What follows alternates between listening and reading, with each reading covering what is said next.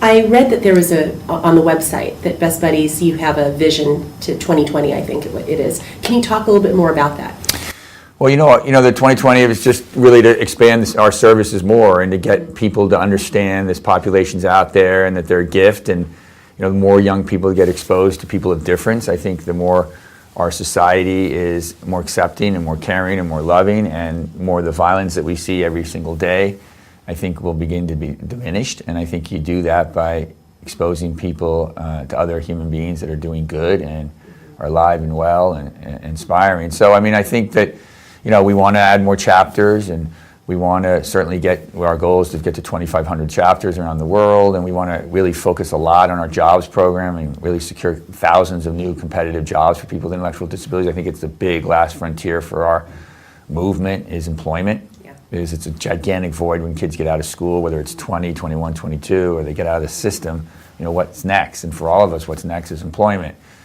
For my children, for your children one day, it's all going to be about employment. So we really want to invest a lot of time and energy, and we are resources into trying to build our employment program. But not jobs where you're making $1 or $2 an hour, jobs where you're making $30,000, $35,000 a year, or $40,000 a year, and you're getting full benefits, and you really feel like you're one of the employees. I think when the leadership of any company sort of invests in it and believes in it and becomes passionate about it, it helps it enormously in terms of getting job openings and getting the opportunity for us to come in and meet with HR people, and having them give us the opportunity to interview and bring people in so that they will interview people with special needs in the workplace. Because I think if you get the chance to interview them and it's the right job, they are the best. And I don't just say that because I love the population or I'm interested in this cause.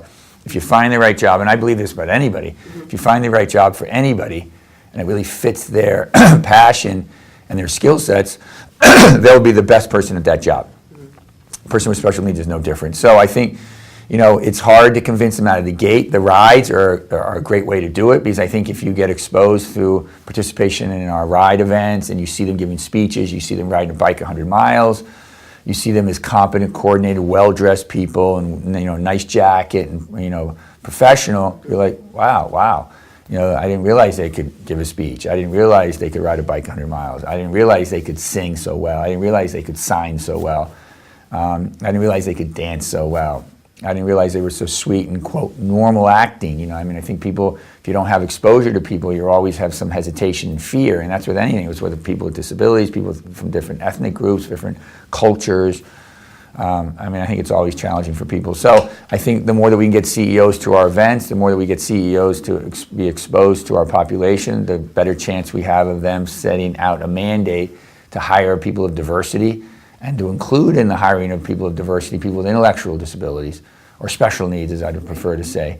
And I think, it just takes time. It's a generational shift. But the world is a very different place, and our population is treated very differently today than they were 25 years ago, even when I started Best Buddies.